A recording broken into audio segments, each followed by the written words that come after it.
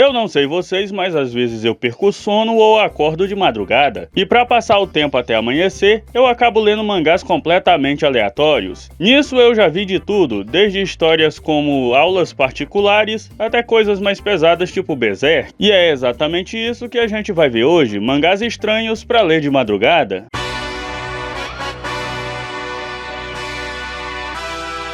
Esse mangá começa de um jeito bem errado, porque a protagonista é obrigada a participar de um filme adulto. A Misora é filha de um mestre de artes marciais que morreu, e ela acabou assumindo a responsabilidade de sustentar a família. Por causa disso, ela mudou para Tóquio, e a Misora recebeu um convite para trabalhar como modelo de biquíni. Tudo parecia que estava dando certo, até que de repente o chefe da agência diz para ela que para fechar as contas do mês, ela teria que participar de um filme adulto. Já que ela não pode recusar, a Misora ficou completamente devastada.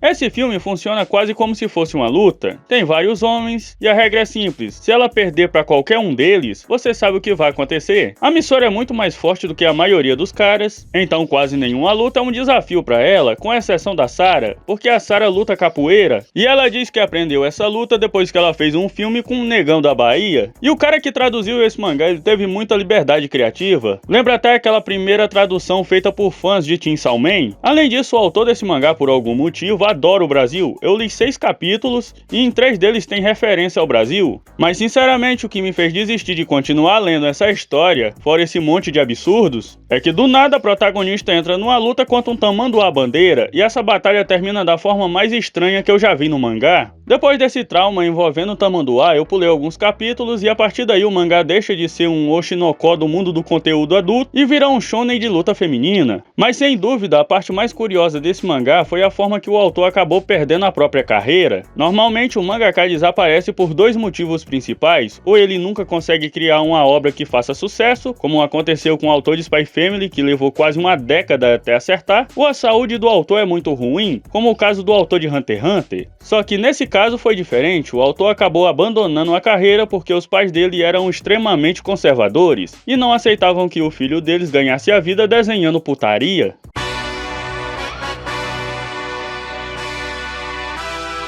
Esse mangá de zumbi já começa diferente, porque o protagonista é mordido logo no primeiro dia do apocalipse, mas não vira zumbi. Na verdade, ele descobre que é imune ao vírus. No começo, o Takemura não leva o apocalipse a sério, até que ele vê 2 pessoas sendo devoradas na frente dele. Porque os zumbis desse mangá são rápidos, como os zumbis do filme 28 Dias Depois. Depois disso, ele muda completamente, sai de um assalariado desempregado comum e vira quase um Rick Grimes. E quando ele volta pra casa, a culpa por ter deixado essas 2 pessoas irem de base é tão grande que o Takemura toma a decisão mais nojenta possível, porque ele decide afogar as mágoas fazendo aquilo com a vizinha dele, que já tinha se transformado em zumbi. Enquanto o Takemura explorava a cidade, ele encontra um adolescente chamado Mitsuki, cuidando dos seus 2 irmãos mais novos. E aqui o mangá faz uma coisa bem pesada. O Takemura deixa claro pra Mitsuki que ele não pretende ajudar ninguém de graça. E ele faz uma proposta pra ela tão errada que eu sinceramente acho que nem o Rudeus teria essa cara de pau. O acordo que ele oferece pra ela é bem simples. Ele garante comida, água e proteção, mas em troca ela precisa pagar ele com o corpo dela. A Mitsuki recusa no primeiro momento, só que ela muda de ideia para manter os 2 irmãos dela vivos. No mundo quebrado, até propostas moralmente erradas ainda é melhor do que morrer. O mangá começa a ficar interessante quando acontece uma explosão do nada. O Takemura vai investigar e descobre que uma escola que deveria ser um abrigo está sendo atacado por um tipo de zumbi diferente.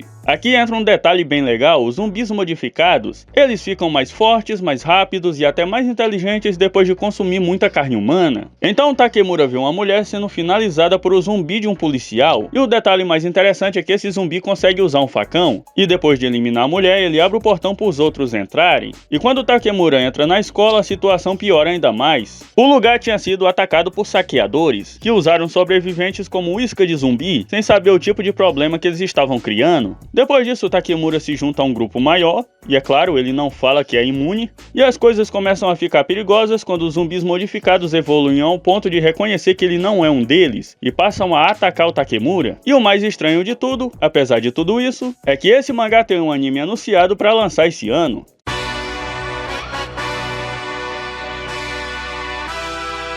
Nesse mangá, depois de vários anos, o Imada finalmente realizou o sonho de infância dele de se tornar professor, e o primeiro emprego que ele conseguiu foi numa escola de ensino médio, que para surpresa dele só tinha gal. Apesar de parecer um bando de vadias, o Google diz que elas fazem isso como uma forma de protestar contra a cultura conservadora do Japão. Sinceramente, apesar dessa imagem parecer uma casa de massagem, isso ainda é uma escola. E como o protagonista é muito tímido, ele não para de ser provocado pelas garotas, que passam o tempo todo mostrando pra ele muito mais do que ele precisa ver, só pra deixar ele com vergonha. Mas as coisas mudam quando as garotas descobrem que o protagonista é um raro japonês de pinto grande. Aí a escola inteira vira uma competição maluca pra saber quem vai pegar o professor primeiro. Já o Imada, tudo que ele pode fazer é fugir, porque qualquer passo em falso vai colocar ele em sérios problemas com a escola, o que pode fazer ele ver o sol nascer quadrado. Apesar de tudo que as garotas fazem, esse mangá é só um ecchi padrão, pesado, exagerado, mas no final nada realmente acontece. Eu acabei dropando depois de uns 5 capítulos, porque o autor força demais. Tem algumas partes que até ficam engraçadas, mas em outras o mangá só vai longe demais e a cena fica estranha.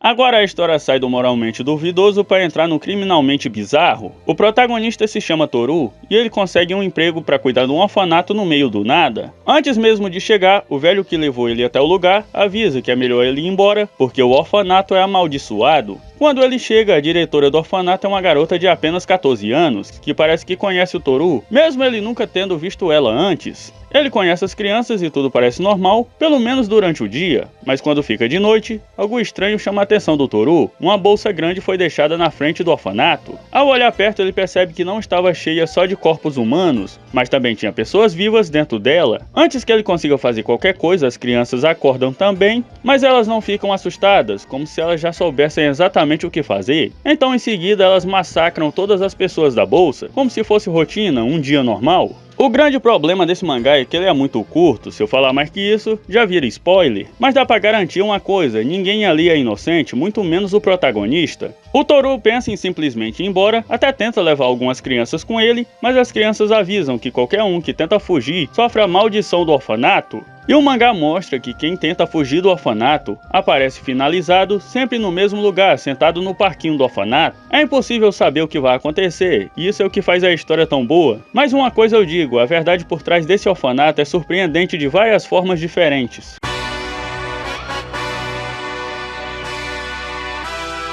Akagami é um garoto comum que gosta de jogos, até que ele é invocado para outro mundo por uma sacerdotisa que, de primeira, parece uma boa pessoa, mas isso muda instantaneamente quando ela descobre o poder dele. Nesse mundo, toda pessoa que é invocada recebe uma habilidade especial, e a do Akagami é considerada a pior de todas, que é a cópia. Por causa disso, a sacerdotisa simplesmente vende ele pro Coliseu. A Zulu, uma garota que ele conhece na prisão do Coliseu, explica como as coisas funcionam. Nesse país é tradição invocar pessoas de outro mundo. Se o poder do invocado for forte, ele vira arma de guerra. Se o poder dele for fraco, o destino é o Coliseu. O problema da habilidade do Akagami é simples, ele só consegue copiar o poder do adversário durante a luta, e na prática um copiador dificilmente vai conseguir vencer alguém que passou anos dominando a própria técnica. As regras do Coliseu deixam tudo ainda pior. As lutas são sempre entre um homem e uma mulher, e quem perder vira escravo do vencedor, que pode fazer o que quiser com o perdedor. Mesmo se morrer, não tem como fugir, porque o Coliseu revive os lutadores depois. Sabendo que não tem como vencer só na força, o Akagami faz um acordo com a Zulu. Ela odeia a sacerdotisa e conhece muito bem os inimigos. Em troca de informação sobre o próximo adversário, ele promete destruir a sacerdotisa. Graças a isso, ele consegue vencer a primeira luta, que foi contra Mary, uma das integrantes do grupo de elite da sacerdotisa, conhecido como as 4 Rainhas. Depois da luta, os lutadores são obrigados a beber um Super Tadala e ficarem trancados juntos por 3 dias.